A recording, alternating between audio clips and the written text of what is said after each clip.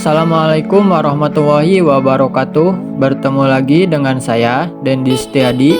Di video kali ini saya akan membahas tentang bagian-bagian dari komponen motherboard. Motherboard atau biasa disebut mainboard, system board, logic board, baseboard atau MOBO merupakan sebuah pin circuit board atau PCB yang bertindak sebagai tulang belakang pada sebuah komputer. Sebab motherboard menyediakan sebuah konektivitas elektrik yang disebut bus, sehingga semua komponen dan perangkat eksternal pada motherboard tersebut dapat terhubung. Nah, baik, langsung saja untuk ke bagian pertama, yaitu soket prosesor atau CPU soket.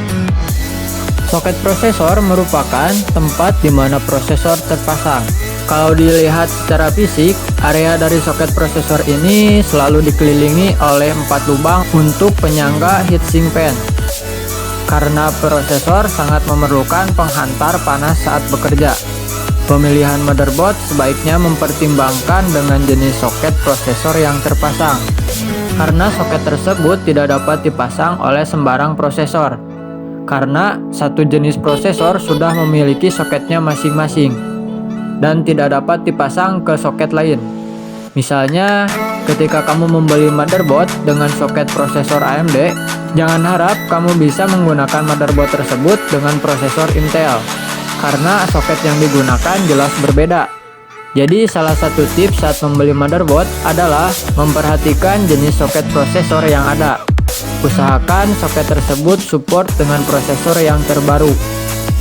Bagian kedua, slot memori. Soket memori atau slot RAM inilah yang merupakan tempat di mana memori RAM atau random access memory komputer dimasukkan ke dalam komputer.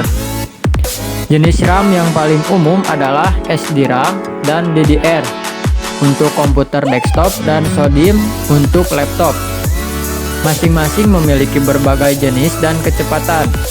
Secara fisik, bentuknya memanjang sesuai dengan panjang RAM. Pada umumnya, posisi slot memori ini bersebelahan dengan soket prosesor. Dan biasanya jumlahnya lebih dari satu slot. Disinilah RAM dipasang. Ingat, setiap jenis RAM, DDR, DDR2, DDR3, memiliki jenis slotnya tersendiri. Jadi, jangan sembarangan membeli RAM. Harus sesuai dengan slot memori yang ada pada motherboard. Bagian ketiga, slot IDE dan slot SATA.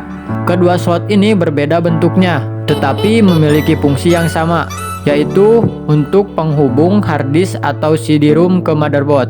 Ciri fisik dan slot IDE adalah bentuknya yang agak memanjang, menyesuaikan dengan kondisi fisik kabel data IDE. Sedangkan untuk slot SATA, bentuk fisiknya lebih kecil dan tidak terlalu memakan tempat karena kabel data SATA juga bentuknya relatif kecil. Slot IDE umumnya dapat ditemukan di motherboard lama, bukan berarti tidak ditemukan pada motherboard sekarang. Tapi pada umumnya kebanyakan motherboard sudah mulai menggunakan SATA dan meninggalkan IDE. Jadi kalau pilih motherboard, usahakan yang memiliki slot SATA. Karena harddisk IDE juga sudah jarang yang menjual, kecuali bekas. Bagian keempat, slot AGP dan slot PCI Express X16.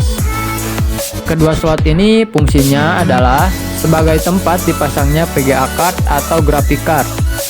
Kedua slot ini berbeda jenisnya. AGP adalah jenis lama dan sudah jarang ditemukan di motherboard jenis baru. Kebanyakan motherboard sudah pada menggunakan slot PCI Express untuk penghubung dengan kartu grafis. Posisi slot ini pada umumnya berdekatan dengan slot PCI, bahkan hampir sejajar. Standarnya, slot AGP dan PCI Express ini jumlah hanya satu per motherboard. Bentuknya sama-sama memanjang, karena menyesuaikan VGA card. Bagian kelima, slot PCI dan PCI Express X1 atau X1. Slot ini digunakan untuk memasang berbagai macam peripheral tambahan. PCI Express yang di sini berbeda dengan yang saya sebutkan sebelumnya, karena yang pada bagian ini bentuknya lebih kecil. PCI Express ada dua macam, yaitu PCI Express X16 untuk VGA card dan PCI Express X1 untuk peripheral tambahan. Slot PCI ini biasanya tersedia lebih dari satu slot karena untuk mengantisipasi banyaknya peripheral tambahan yang terpasang nantinya.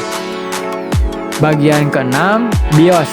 BIOS atau Basic Input Output System merupakan sebuah chip yang berfungsi sebagai pengontrol perangkat keras yang terpasang pada komputer. BIOS bertanggung jawab atas kesiapan komputer dalam melakukan booting dengan mengecek hardware yang terpasang pada komputer. Saat ini, BIOS sudah mulai digantikan dengan UEFI yang hadir dengan teknologi yang lebih canggih. Secara fisik, bentuk dari BIOS atau UEFI ini seperti chip.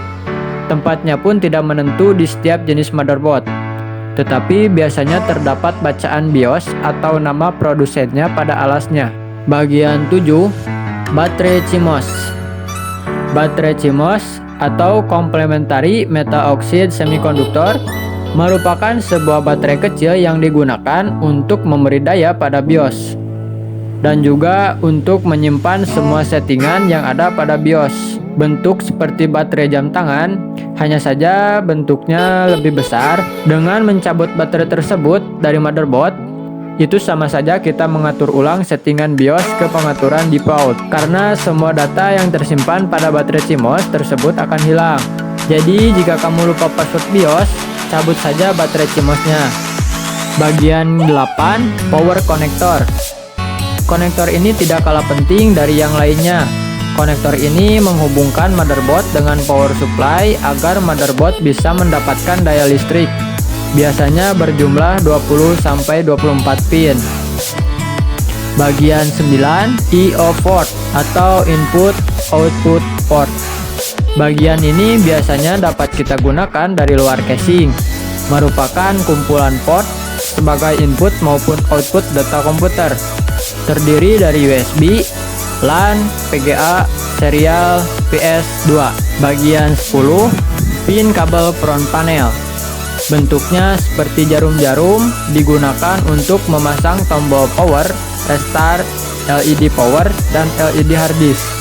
Untuk memasang kabel-kabel yang ukurannya sangat kecil ini, kita biasanya dibantu dengan bacaan yang ada di sekitar pin front panel di setiap motherboard. Nah, itu tadi adalah beberapa bagian komponen motherboard yang bagi saya sangat penting untuk kamu ketahui keberadaan dan fungsinya.